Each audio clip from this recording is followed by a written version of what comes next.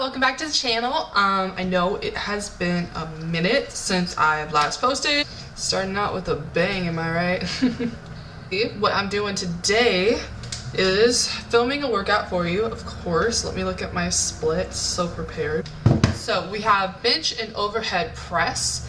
Essentially, since you've last seen me, I've actually gotten back into my powerlifting kick. It's more of a power building split, and then I'm throwing in a lot of cardio and functional stuff here and there. And we're actually working with this camera that I'm not really used to using, but the Canon G12. So let's see how we like it and the lighting and everything. So just bear with me. All right, catch you in the workout. Bye. Starting out with some mobility work, I'm rolling my upper back here just to warm up my muscles, kind of release some tension that I'm having. Crossing your arms over will actually increase the pressure as well, so that's a little helpful tip for you. But ever since my injury earlier this year, I've definitely learned that doing some mobility and stretching is very beneficial before doing any kind of heavy lifts later on. So definitely don't learn the hard way like me. Just do your mobility work. It takes about 5 minutes. Talking a little bit about what I'm actually doing today, I'm following a 5-3-1 powerlifting program where the idea is to start out with lighter weight for each of your power lifts and adding little increments in percentages throughout the program in hopes of increasing weight over time and not reaching a plateau. So right now I'm actually in the 5-5-5 rep split right now in the program. So what that means is I'll do 65% of my training max for 5 reps, then I'll do 75% of my training max for 5 reps, and then I'll do 85% of my training max for at least 5 reps, but I'm hoping to increase the rep range a little bit more to increase my strength over time.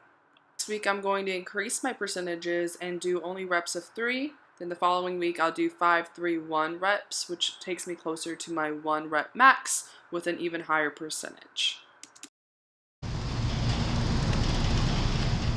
So my training max is 70 pounds. In 5-pound increments, 75% of that is 45 pounds. So I am skipping the 65%. So the first rep of 5 for 40 pounds, just because the bar itself is 45. Hopefully that made sense to you. But moving on, we are going to do 55 pounds, which is 85% of my training max. I decided to do 2 sets of this to make up for the first set that I missed for 40 pounds and push myself a little bit more with a higher weight in percentage. Definitely be sure to rest in between each of your sets. Super important when you're doing combo lifts. We're not trying to do any kind of hypertrophy work or any bodybuilding time under tension. We're just trying to make sure that our lifts get done. Here we're doing 55 pounds again, which is my true 85% for my training max. But essentially here we are aiming to do more than 5 reps to maximize our strength down the line as the program goes on. So I did complete 6 reps total.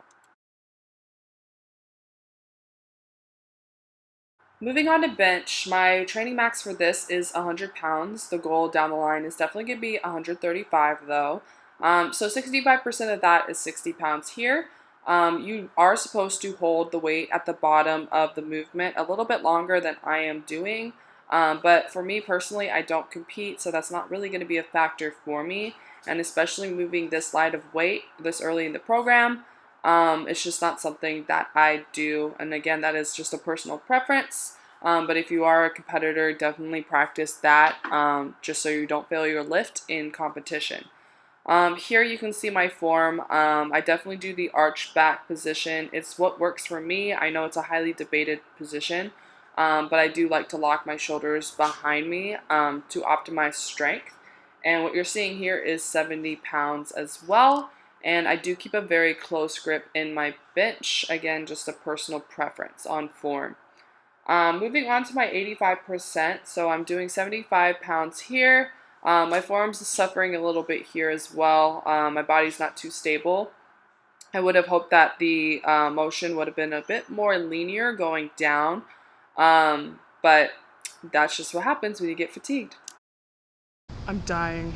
Moving on, after doing my combo lifts, I like to follow up with a couple accessory work movements just so that I can work on any kind of muscle group that may be lacking and could assist me on my lifts later down the line.